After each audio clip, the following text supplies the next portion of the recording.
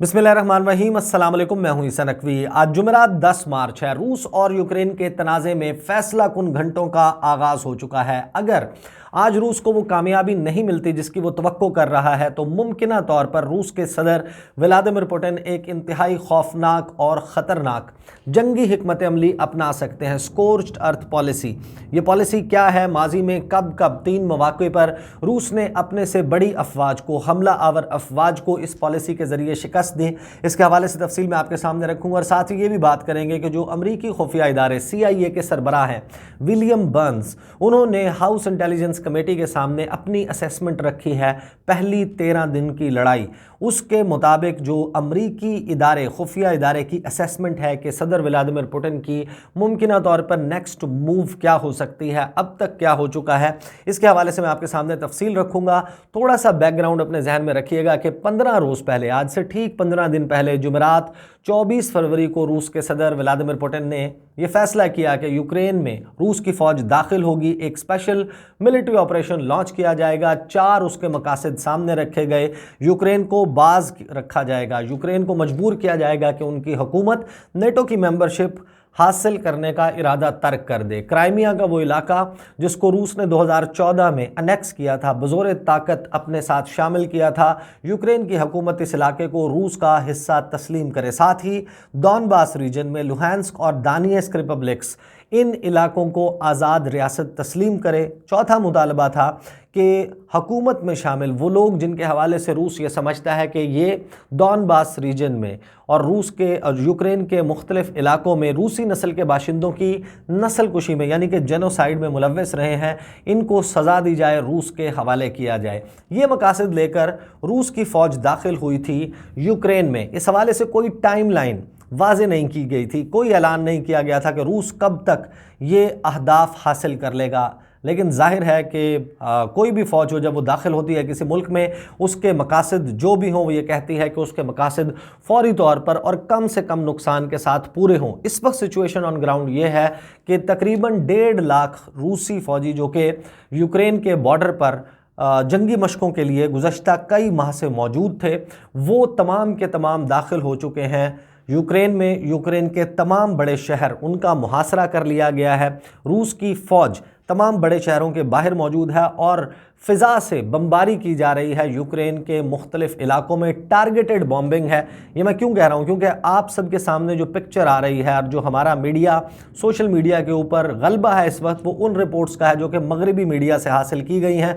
उनके मुताबिक तो शायद सदर व्लादिमीर पुतिन से बड़ा वॉर क्रिमिनल कोई नहीं है। जितने जंगी जराइम उन्होंने किए शायद आज तक किसी ने नहीं किए। हालांकि 15 दिन की बमबारी के बाद जो UN के आज अक़वाम मुत्तहिदा के फिगर्स हैं, उसके मुताबिक 516 के करीब आम शहरी जाँ बहक हुए हैं इस कॉन्फ्लिक्ट में अब तक। जाहिर है कि एक जान का नुकसान भी बहुत ज़्यादा है, लेकिन अगर देखा जाए और कंपैरिजन किया जाए रूस के स्पेशल मिलिट्री ऑपरेशन को उन इन्वेजन्स के साथ जो कि अमेरिका ने माजी करीब में मुख्तलिफ मुसलमान मुल्कों को की, वहाँ पर देखा जाए कि कितना जानी नुकसान हुआ, तो उसके कंपैरिजन में शायद रूसी फ़ौज जो है उसकी मचाई हुई तबाही कोई बहुत ज़्यादा नहीं, लेकिन ये तबाही बहुत ज़्यादा बढ़ सकती है। उसकी वजह क्या है, मैं आपके सामने कुछ चीज़ें रख देता हूँ। पहले मैं आपको ये बता दूँ कि आज होने क्या जा रहा है। आज इन 15 दिनों में पहली मरतबा है कि रूस और यूक्रेन के आला तरीन हुक्काम में से 2 लोगों की मुलाकात होने जा रही है। रूस के वज़ीर ख़ारजा सरगेई लावरोव और यूक्रेन के वज़ीर ख़ारजा दिमित्रो कुलेबा मुलाकात करने जा रहे हैं। तुर्की में अंतालिया फोरम है, उसकी साइडलाइंस पर यह मुलाकात होगी।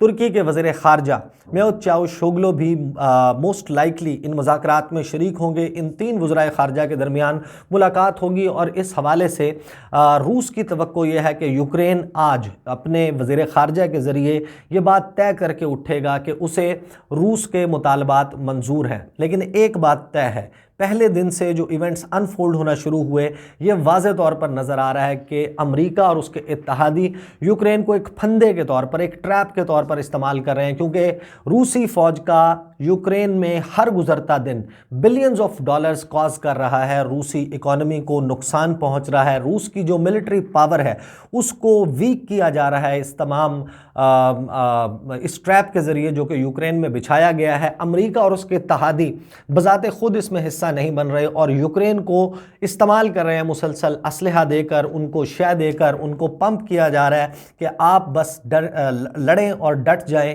रूस के सामने, हम आपके साथ हैं। मिलिटरीली वो उनको सपोर्ट नहीं कर रहे, अपनी अफवाज भेजने की बात नहीं कर रहे, नो फ्लाई जोन इस्टेब्लिश करने की बात नहीं कर रहे, लेकिन ये मेक श्योर कर रहे हैं कि यूक्रेन की फ़ौज जो है वो रूस के साथ टफ टाइम दे, उनको लड़ाई हो। अब तक जो यूएस ऑफिशियल्स हैं उनके फिगर्स के मुताबिक 90% जो कॉम्बैट पावर है रूस की वो अभी तक मुकम्मल इंटैक्ट है। सिर्फ 10% कॉम्बैट पावर को रूस ने इस्तेमाल किया है इस इलाके में। जो यूक्रेन में फ़ौज दाखिल करने के बाद 10% अपनी पावर को इस्तेमाल किया है, 90% अभी तक इंटैक्ट है। और 1.5 लाख फ़ौजी दाखिल करने के बाद रूस ने किसी भी और इलाके से अपनी फ़ौज को मोबिलाइज़ करके यूक्रेन की जानिब नहीं भेजा। इससे एक बात तो साबित होती है कि जो मगरबी मीडिया जिस तरीके से दिखा रहा है कि रूस को बड़ी कोई शिकस्त का सामना है, फंस गया है रूस इस सारे मामले में, अगर ऐसी सूरत हाल होती तो वाज़े तौर पर नज़र आता कि रूस मुख्तलिफ इलाकों में मौजूद अपनी अफवाज को मूव करता यूक्रेन की तरफ, ताकि जो लॉसेस, हैवी लॉसेस मगरबी मीडिया के मुताबिक हो रहे हैं रूस को, उनके ऊपर काबू पाया जा सके, उनमें कमी लाई जा सके और जल्द अज जल्द यूक्रेन की फ़ौज को सरेंडर करने पे मजबूर किया जाए। बहरहाल आज जिस वक्त ये मुज़ाकरात होंगे तो उससे तकरीबन 24 घंटे पहले जो गुज़श्ता वीडियो मैंने की, मैंने उसमें उसकी तफसील रखी थी कि जो यूक्रेन के सदर हैं वोलोदिमिर ज़ेलेंस्की, जो पहले बहुत ज़्यादा हाई पिच के ऊपर नारे लगा रहे थे रूस के ख़िलाफ़ और कह रहे थे कि वो अपने जो मकासद हैं उनसे पीछे नहीं हटेंगे, वो ठंडे पड़ गए। उन्होंने कहा कि मैं यूक्रेन के जो मेंबरशिप है नेटो की, उसका इरादा तो पहले ही तर्क कर चुका हूँ, इस हवाले से मैं कूल डाउन हो चुका हूँ। साथ ही उन्होंने कहा कि बैठकर सदर पुतिन के साथ बात हो सकती है। जो रीजन्स हैं दानियस्क और लुहांस्क, इनको आज़ाद रियासतें तस्लीम करने के हवाले से, लेकिन उन्होंने कहा कि इस हवाले से मुझे सिक्योरिटी गारंटीज़ चाहिए। तो वाज़े तौर पर उन्होंने तो घुटने टेक दिए, लेकिन उसके बाद इवेंट्स में बड़ी तेज़ी नज़र आती है कि अमेरिका और उसके इत्तेहादी अचानक ये ऐलान कर देते हैं कि हम रूस से ऑयल की इंपोर्ट्स जो हैं उनको बैन करने जा रहे हैं। हालांकि इस हवाले से यूरोप जो है वो मुनक़सिम है, हॉलैंड है, जिस तरीके से नीदरलैंड्स है, और हंगरी ख़ास तौर पर उसके वज़ीर आज़म विक्टर ऑर्बन, इन्होंने अपोजिशन दिखाई है कि ये नहीं हो सकता। यूरोप जो है आपको मालूम है कि तकरीबन 40 से 45% जो उनकी एनर्जी की रिक्वायरमेंट्स हैं वो रूस से पूरी होती हैं, तो उनके लिए बड़ा मुश्किल हो जाएगा सरवाइव करना और इसका एक इम्पैक्ट उनकी आवाम पर ट्रांसफ़र होगा। लिहाजा वो अमेरिका के इस फैसले में को बहुत ज़्यादा खुलकर शरीक नज़र नहीं आते। बरतानिया और अमेरिका ये फ़ैसला लेना चाहते हैं, लेकिन नेटो के इत्तेहादी ममालिक, ख़ास तौर पर यूरोपियन ममालिक, उनके दरमियान इस सारे मामले पर एक दरार और फूट है। अमेरिका और उसके इत्तेहादी ये चाहते हैं कि रूस जब तक मुमकिन हो उसको फंसाया जाए यूक्रेन में और वीक किया जाए उनकी मिलिट्री को, उनके रिसोर्सेज को यहाँ पर एग्जॉस्ट किया जाए, जबकि रूस की कोशिश यह है कि फौरी तौर पर अपने मकासद हासिल किए जाएं। और यही वजह है कि अगर आज ये मुज़ाकरात नाकाम होते हैं और सदर ज़ेलेंस्की अमेरिका और उसके इत्तेहादियों की शय पर, बावजूद इसके कि वो लचक का मुजाहरा कर चुके, वो ये कह चुके कि मैं कॉम्प्रोमाइज़ करने के लिए तैयार हूँ, अगर उनके वज़ीर ख़ारजा सरगई लावरोव के सामने इन मुतालबात को तस्लीम करने से इनकार करते हैं, तो फिर मुमकिना तौर पर रूस उस जंगी हिकमत अमली पर मजबूर होगा जिसको स्कोर्च्ड अर्थ पॉलिसी कहा जाता है। और अगर रूस की तारीख देखें तो 3 मरतबा तारीख़ में 3 ऐसी अटैम्प्ट्स हैं, सीरियस अटैम्प्ट्स, जिनको कहा जाता है कि रूस पर कब्ज़ा करने की, रूस को इन्वेड करने की जो कोशिश है वो 3 मरतबा की गई। एक दफ़ा स्वीडिश एम्पायर ने 1708 से 1709 में की, उसके बाद नेपोलियन जो कि फ्रेंच एम्परर थे, बड़े मशहूर जनरल हैं, उन्होंने 1812 में जब उन्होंने इन्वेड किया, और उसके बाद जो एडोल्फ हिटलर हैं उन्होंने दूसरी जंग अज़ीम में ये कोशिश की। और इन तमाम मौके पर बहुत बड़ी फौज का सामना था रूस की अफवाज को, और रूस की जो जंगी या हरबी हिकमत अमली है उसमें ये स्कोर्च्ड अर्थ पॉलिसी इन 3 जंगों के बाद से बहुत ज़्यादा हद तक मौजूद है। वैसे भी दुनिया में बहुत सारी अफवाज हैं जो ये पॉलिसी अपनाती हैं, और इसमें होता क्या है वो भी मैं आपको बता देता हूँ। जिस तरह चार्ल्स हैं, चार्ल्स 12th, उन्होंने स्वीडिश एम्पायर ने उन्होंने हमला किया, 40,000 का लश्कर लेकर वो दाखिल हुए जनवरी के महीने में, शदीद सर्दी का महीना। उनके जर्नैलों ने उन्हें कहा कि आप इस मौसम में इन्वेजन ना करें, रूस पर हमला ना करें, लेकिन उनको घमंड था अपनी ताकत का।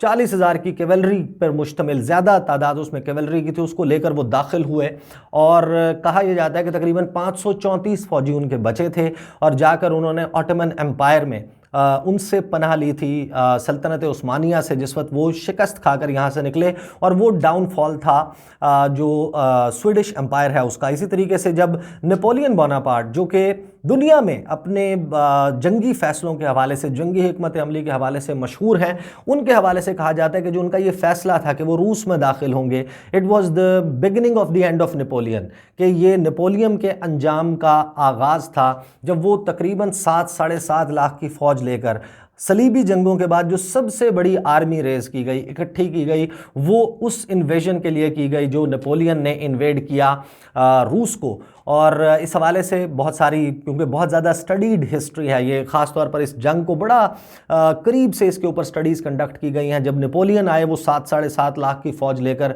दाखिल हुए थे, और जब वो वापस गए तो वो उनके साथ तकरीबन 1 लाख फौजी मौजूद थे। अपने तौर पर वो दाखिल हो गए थे मॉस्को में भी, लेकिन एक उनके आगे सामने कहानी, जो अलेक्जेंडर वन है उस वक्त जो रूस के हुक्मरान थे, उनकी स्कोर्च्ड अर्थ पॉलिसी ने मजबूर कर दिया। फिर एडोल्फ हिटलर के साथ भी ये हुआ। और ये जो जंगी हिकमत अमली है, स्कोर्च्ड अर्थ पॉलिसी, इसमें होता यह है कि आप हर वो चीज़ जो कि दुश्मन इस्तेमाल कर सकता हो, अच्छा ये दोनों तरह इस्तेमाल होती है। अगर आपके ऊपर अटैक हो रहा है तो भी आप ये इस्तेमाल कर सकते हैं, और अगर आप किसी पर अटैक कर रहे हैं तो भी ये इस्तेमाल की जा सकती है। और दुश्मन को तोड़ने के लिए ये हिकमत अमली अपनाई जाती है कि हर वो चीज़ जिसको दुश्मन की फ़ौज इस्तेमाल कर सकती है उसको तबाह कर दिया जाए, उसको नाकारा कर दिया जाए। नेपोलियन की जब फ़ौज आ रही थी तो अलेक्जेंडर वन ने अपनी फ़ौजों को पीछे हटने का हुक्म दिया। रास्ते में मौजूद जो खड़ी फसलें थीं उनको आग लगा दी गई, जितना गोदाम में गल्ला मौजूद था उसको आग लगा दी गई, जितने घोड़े या इस किस्म के जानवर जो कि फ़ौज इस्तेमाल कर सकती थी, जो घोड़ों का चारा के तौर पर इस्तेमाल हो सकती थी,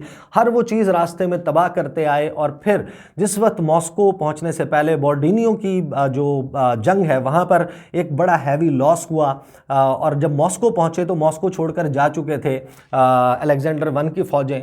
वहाँ पर बैठे नेपोलियन, और नेपोलियन के लोग जो हैं वो सर्दी में मरने लगे, क्योंकि रूस की सर्दी बिल्कुल जो है वो बर्दाश्त के काबिल नहीं होती। तो इसी तरीके से जब आप जंगी हिकमत अमली में अपने मद्दे मुकाबिल के लिए तमाम रिसोर्सेज को एग्जॉस्ट कर देते हैं, ख़त्म कर देते हैं, तो अब रूस उस पोजीशन में है, उसके पास गलबा है आसमानों का, ज़मीन पर उसकी अफवाज यूक्रेन के तमाम बड़े शहरों के इर्द गिर्द मौजूद है। और अगर रूस को मुतवक्के कामयाबी इन 4 अहदाफ के हुसूल में, इनमें से एक हदफ ऐसा है जिससे रूस बैक ट्रैक कर गया है कि जेनोसाइड में मुलव्विस अफराद को हमारे हवाले किया जाए, हम इनको सज़ाएँ देंगे।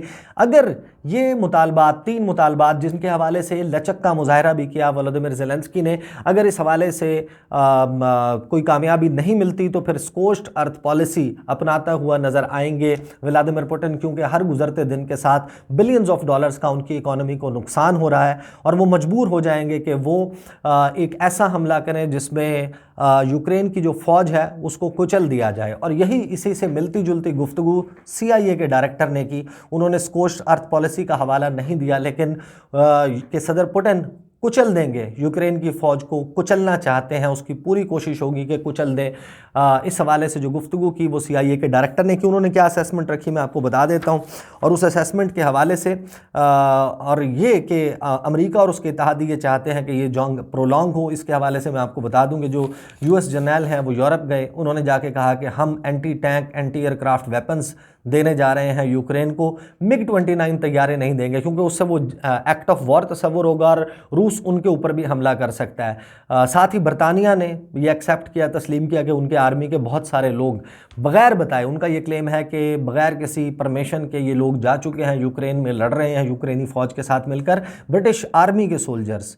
उसको डिफाई करके वो पहुंच चुके हैं। इसी तरीके से जो रशिया है उसके ऊपर केमिकल वेपन्स के इस्तेमाल के इल्ज़ाम लगाए जा रहे हैं। मारियोपोल में एक हॉस्पिटल के ऊपर बॉम्बिंग हुई, उसके हवाले से रूस का क्लेम ये है, और जो उनकी तर्जुमान दफ्तर खारजा हैं मारिया ज़खारोवा, उन्होंने कहा कि इस अस्पताल को आर्मी की कॉम्बैट पोजीशंस के लिए इस्तेमाल किया जा रहा था। यहाँ पर यूक्रेन के फ़ौजी मौजूद थे और अस्पताल की आड़ में एक रूसी फ़ौज के ऊपर हमले की मंसूबाबंदी की जा रही थी। इसी तरीके से जो यूके के सेक्रेटरी हैं, डिफेंस सेक्रेटरी, उन्होंने कहा कि एंटी एयर मिसाइल्स दिए जा रहे हैं रूस के ख़िलाफ़ यूक्रेन को। तो ये तमाम वो एफ़र्ट्स हैं जिनके ज़रिए ये वाज़ेह नज़र आता है कि ये चाहते हैं कि यूक्रेन डटा रहे, लड़े और रूस का नुकसान होता रहे। जो असेसमेंट रखी विलियम बर्न्स ने, वो मैं आपको बता देता हूँ। उन्होंने कहा कि जो सदर पुतिन है उनका ये प्लान था कि काइव को, जो कि दारुल हुकूमत है, उसको 2 रोज़ के अंदर अंदर कैप्चर किया जाए, लेकिन क्योंकि इसमें नाकामी हुई है, 13 दिन से लड़ाई चल रही है और उनका जो मेन अटैक कॉलम है वो इस वक्त भी कीव के बाहर मौजूद है। तो विलियम बर्न्स की जो CIA के डायरेक्टर हैं, उनकी असेसमेंट ये है कि इस वक्त सदर पुतिन एंग्री एंड फ्रस्ट्रेटेड हैं, बहुत शदीद गुस्से में हैं और उनके आसाब इस हवाले से जवाब देते जा रहे हैं। और अब ये ऐन मुमकिन है कि सदर Putin will double down with no regard for civilian casualties, कि वो आम इंसानी जानों के ज़िया का बिल्कुल ख्याल नहीं करेंगे और यूक्रेन की फ़ौज को कुचलने के लिए अपनी तमाम तर ताकत इस्तेमाल करेंगे।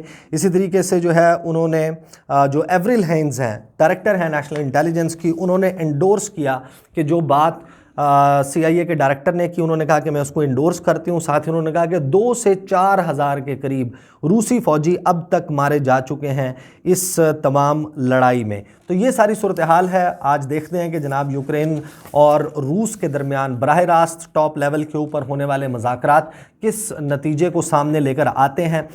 ये इशारे वाज़े हैं कि अगर ये मुज़ाकरात नाकाम होते हैं तो उस सूरत में रूस के हमले उसमें शिद्दत ज़रूर आएगी। इस हवाले से जुड़ी मज़ीद कुछ तफसीलात हैं इंशाल्लाह अगली वीडियो में लेकर हाजिर होऊंगा। अब तक के लिए मुझे इजाज़त दीजिए। अल्लाह हाफ़िज़।